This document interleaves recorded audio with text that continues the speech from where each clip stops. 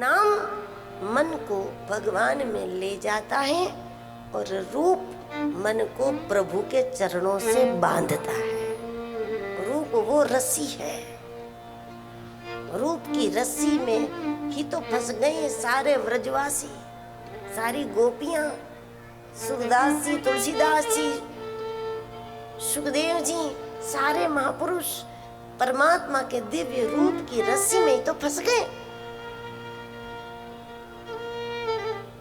क्योंकि रूप के दर्शन ने बांधा। इसलिए मन को आधार देना चाहिए और इस प्रकार नाम से मन ले जाओ, रूप से बांधो और फिर नियमित नाम जपते रहोगे। निरंतरता की कोई जल्दी नहीं है, नियमितता न छोड़ो। दिन का पहला काम प्रभु का स्मरण होना चाहिए और जब दिन खत्म होता है तो दिन का आखिरी काम प्रभु का स्मरण ही होना चाहिए। ये बात प्रतिदिन सुन करके दृढ़ कर लेनी चाहिए। और इस प्रकार जब जीभ की देहरी पर हरिनाम की मणि रख दो तो जो भीतर रम रहा है वो निराकार भी अनुभव में आ जाएगा और जो जगत में सभी प्राणियों के रूपों में है वो साकार भी समझ में आ जाएगा। जो भीतर है वो निराकार है और मनुष्यों के रूप में, पशुओं के रूप में, पेड़ों के रूप में, जगत के रूप में है, ये साकार है। तो निराकार और साकार दोनों को समझना है तो जबान की देहरी पर राम नाम के मणि को रख दो तो भीतर वाला निराकार भी समझ में आ जाएगा और बाहर वाला साकार भी समझ में आ जाएगा। और जब साकारों में राम देखे तो फिर कैसे राग द्वेष करो, किसे लूटो, किसे धोखा दो, किसकी निंदा करो, कैसे करो, क्योंकि बाहर है वो आकार राम है, भीतर है वो निराकार राम है। तो कोई जगह ही नहीं बचेगी आपके लिए किसी को धोखा देने की। बिरंची का विधाता का रचा गया ये प्रपंच ऐसा है। प्रपंच क्या है? प्रपंच कहते हैं इन पंच को, पुत्र हो या पुत्री, संतान, पति, महिलाओं के लिए पत्नी, तो पुत्र, पत्नी, पैसा, प्रतिष्ठा और पद, ये प्रपंच है। और जब ये प्रारब्ध से जुड़ा प्रपंच है तो लाख उपाय से आप मुक्त नहीं हो सकते। उससे मुक्त होने की कोशिश नहीं करनी चाहिए। हमारे मन पर वो हावी न हो जाए और हमको जीवन का केंद्र सुख वो न लगे, इसका प्रयास होना चाहिए। जो जिस चीज का जो मूल्य है हमें उस मूल्य के मुताबिक उसको समझना ठीक है। पैर की चीज पैर में पहनते ना, जूता सर पे तो नहीं पहनते क्योंकि वो चीज वहां है। कोई आभूषण है, कोई महंगी चीज है तो उसको आप तिजोरी में करोगे। लेकिन आपको कहीं से कागज का टुकड़ा मिल गया जो कुछ भी नहीं है तो इसके लिए क्या बैंक में जाओ? उसको जो चीज जितनी मूल्यवान है हमें उसको उतना महत्व देना है। लेकिन इन पंच में हम अपना संतुलन खो देते हैं। कभी कभी हम इतना महत्व देते हैं इन पंच को कि इतना महत्व है ही नहीं इसका, हम इसको आधार समझते हैं जिंदगी का और ये सोचते हैं कि ये नहीं रहा तो क्या करेंगे। और ऐसे में लोग आत्महत्या भी कर लेते हैं। जब धंधे में डूब गए तो आत्महत्या कर लेंगे, घर से किसी की मृत्यु हो गई तो उसके पीछे वो भी। तो इतना महत्व हम इसको दे रहे हैं कि वो इतना महत्वपूर्ण नहीं है। लेकिन कुछ लोग इतने लापरवाह होते हैं, इतने लापरवाह, न घर का ख्याल करे, न बच्चों पर ध्यान दे, न पैसे कमाने पर ध्यान दे, या फिर जो कमा लिया है उसका ढंग से उपयोग करे, तो वो भी गलत है। मतलब संतुलन नहीं है हमारा,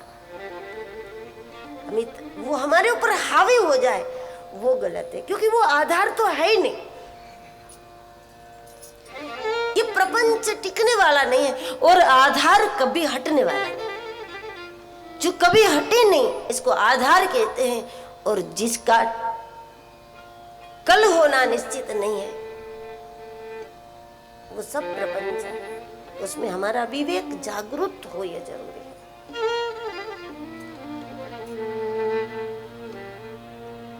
गुमनामों का क्या भरोसा, जो पहले कभी गुम था और आज आपके जीवन में है वो तो कभी भी गुम हो जाएगा। आपकी संतान पहले नहीं थी, दुनिया में नहीं थी, बाद में आई, तो पहले तो गायब थी ना, वो कभी भी गायब हो जाएगा।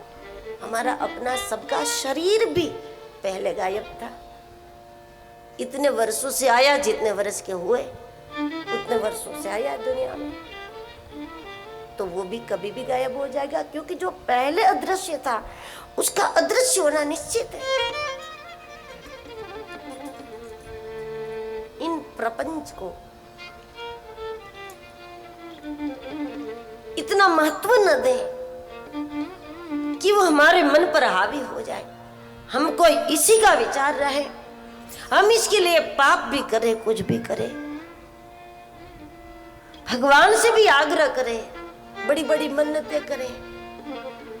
अब कुछ लोग संतान के लिए भी इतनी मन्नतें करते हैं, इतनी मन्नतें करते हैं, देवी देवता से कहते हैं कि जब तक नहीं होगी तब तक हम मीठा नहीं खाएंगे, कोई कहते हैं तब तक हम चावल नहीं खाएंगे, तब तक हम गेहूं नहीं खाएंगे, तब तक हम ये नहीं करेंगे, जब तक नहीं मिल जाती।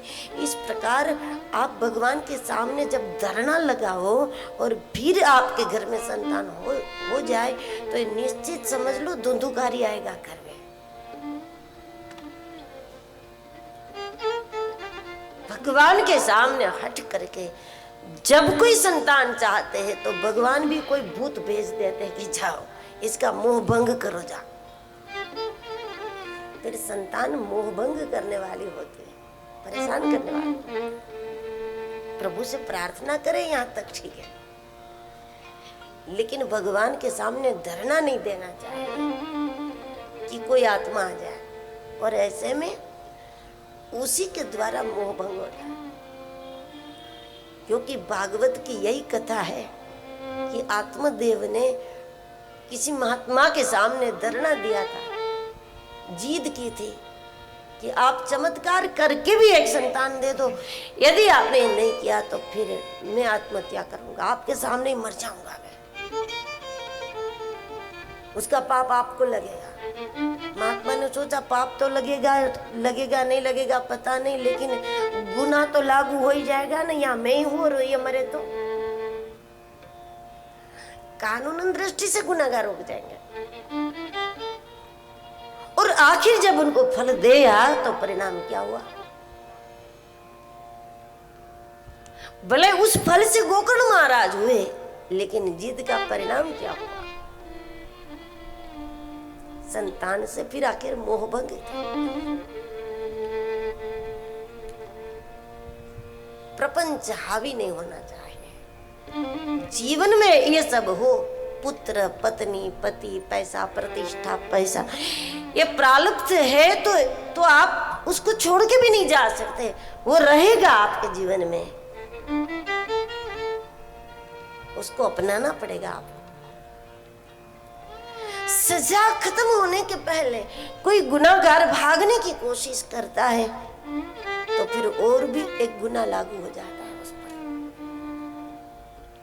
इसलिए उससे भागने की कोशिश नहीं, उससे लापरवाही नहीं, उससे नफरत नहीं, पर वो हावी न हो जाए। इस प्रकार हमारी जागृति रहे तो हमारी ऊर्ध्व गति होगी। इस जन्म में जितने गुण जो कुछ हैं उससे हमारी ऊर्ध्व गति होगी, हम ऊंचाई पर जाएंगे, हम पास होकर निकलेंगे, हमारा स्टैंडर्ड चेंज